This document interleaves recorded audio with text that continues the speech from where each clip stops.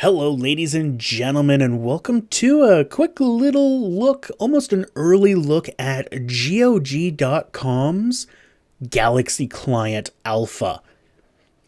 This is it's a client. It is a game client. Similar to Steam, everybody's familiar with this demon right here, Steam. Everybody uses it. Some people love it. Some people hate it. Some people are, kind of like most things. This has been the golden standard for PC gaming for several years now. And in my opinion, the primary reason why it got that in the first place is because of one feature, and that's the auto-patching feature. I know for myself that I haven't bought a lot of new games, despite the fact that it has quite a few new games on it. You know, Chroma Squad just came out. The Icewind Dale, all the enhanced editions, Kerbal Space Program, Pillars of Eternity, The Witcher 3's coming out. They've got a lot of new games coming out. Like this one's coming out soon. Stealth Inc. 2. Just a lot of games are coming out, but all new games require patching. It's fact. All new games require patching. It's how our lives work now. And GOG, the way its model is set up, isn't really good for patching. If we take a look here, this is not really the best example of a game that would need a patch because it's from 2002, I think, so it's all patched out. You just have your installer, and I can go to pretty much any one of these, and you would just have the installer. There's only one that I've come across that has another file under there. Now, I haven't gone through every one of them, but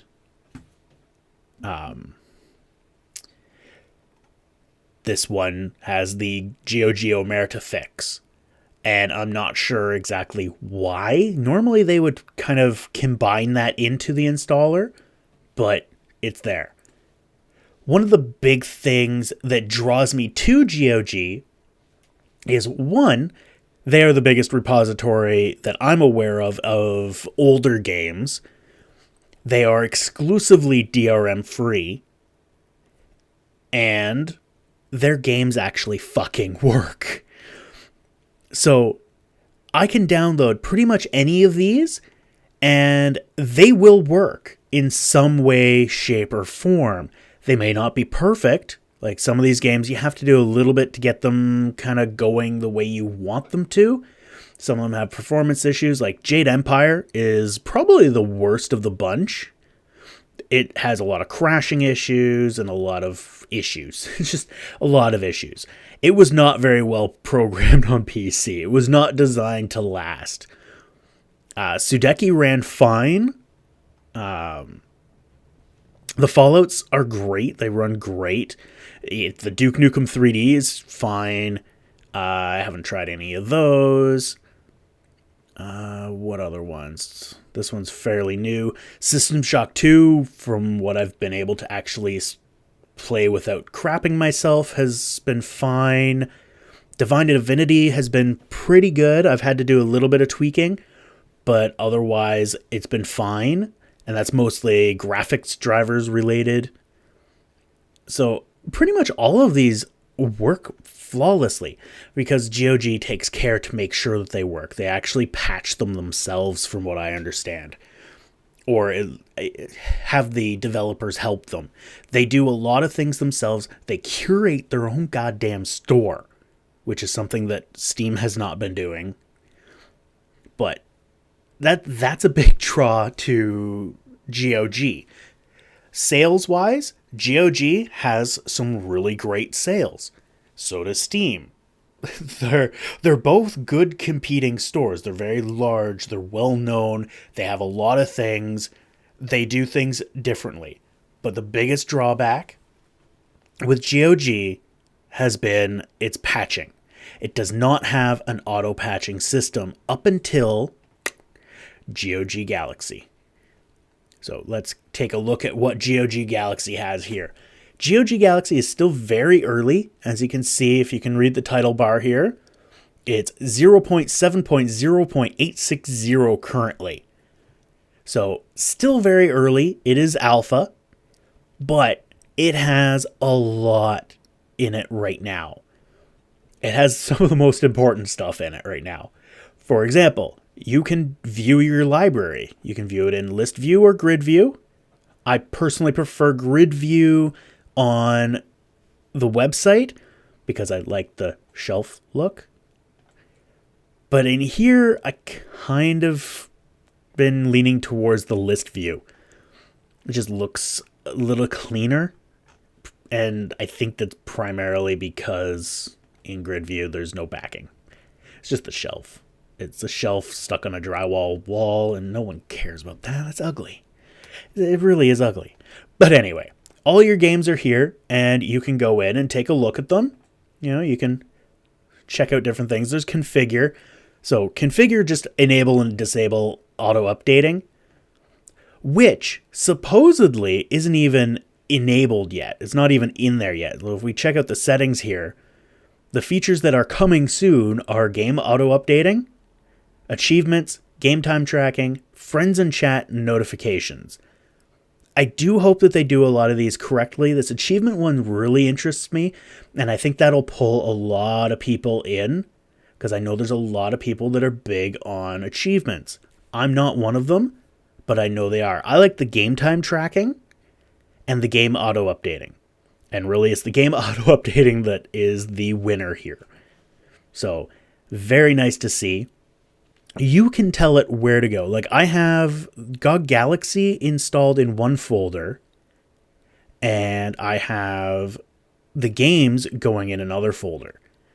Whereas Steam always puts it under... You can kind of change things up, but by default, Steam puts them in, you know, your Steam folder, Steam apps, common, dumps them in there. Whereas this, I think it actually defaulted to my C drive, so I had to change it to my D drive because my C is an SSD and just does not have the space for it. Just not at all. So that's cool. To install a game, like a lot of people up until now have been downloading it from their website the way you would do it. You know, you download it here with the GOG downloader, or you turn that off and you download just the file raw. So whichever one you chose to do, you got the file and you can install it. And you install it where you want to install it, when you want to install it, how you want to install it. Well, with this, what if you've already got things installed? With Steam, if you have it installed already but had to reinstall Steam or whatever, you can monkey around and you can move things around if you know what files need to go where, and they've changed it recently so it's even harder to do.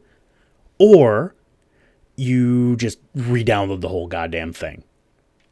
Which, if it's a small game, or you have like this epic fast internet connection and no cap, you could just download the game and not worry about it.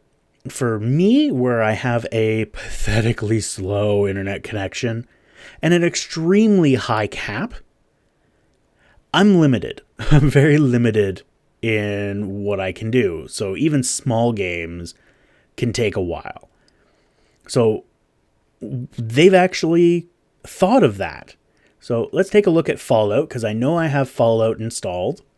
And all of these, I've downloaded maybe 100 meg for all of these. These were all games that I've already had installed. I know Jade Empire needed 70. I think System Shock needed some, and Divine Divinity needed a little bit. But I don't remember how much they required. So I'm guesstimating around 100 meg. I know it wasn't much for any of them. But what we're going to do is we can install it and we could download forever. Or, because I've already got them in the folder that I want them in, go to Manage and Import. Select the folder. Just go down to where I've got everything. And Fallout.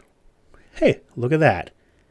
Fancy. Select your folder, click OK, and we're getting the file list. So it's checking the file list, checking files. It's going to grab everything. Well, after it checks the files, if there's anything that doesn't mesh, it will download that file or those files. Anything that doesn't match up with what it has. And I'm going to assume that they're the same files.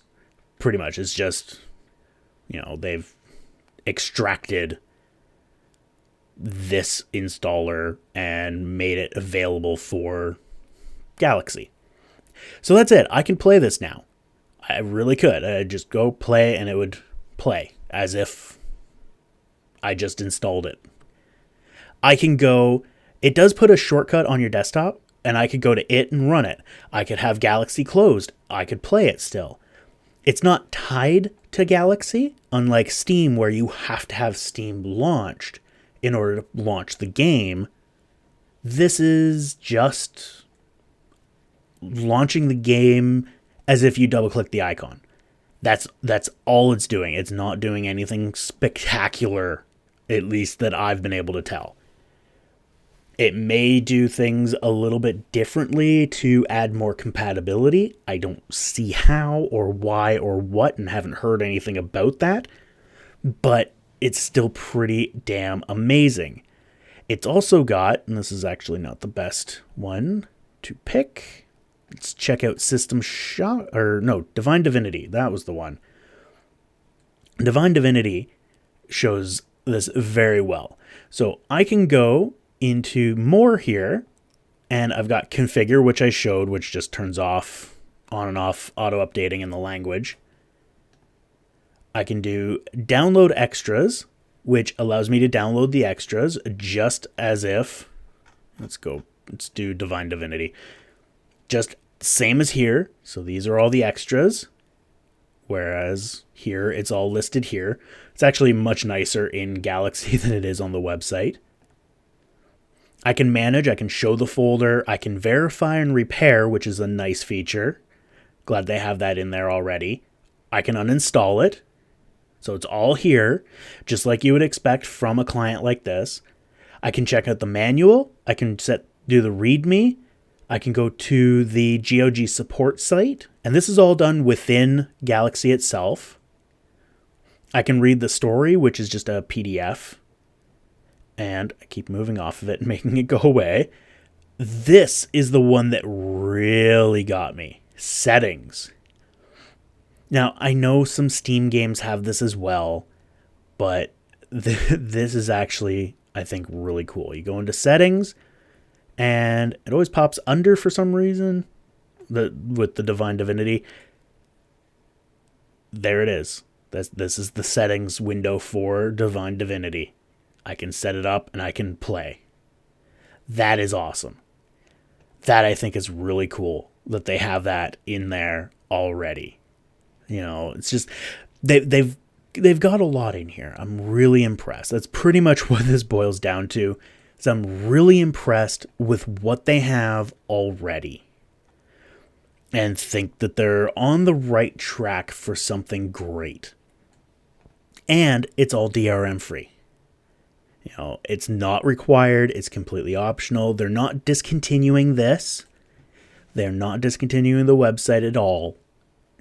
They are just enhancing it with a desktop client that auto patches, which is going to effectively make GOG kind of my go-to store. It really is going to depend on which one's cheaper, to be honest, whether I can get it cheaper on Steam or on GOG. And GOG has, for people in Europe, they have a bonus where they do a fair pricing model. I'm not going to preach it too much, but I don't really know a whole lot of it because I'm not in Europe and US dollars is fine.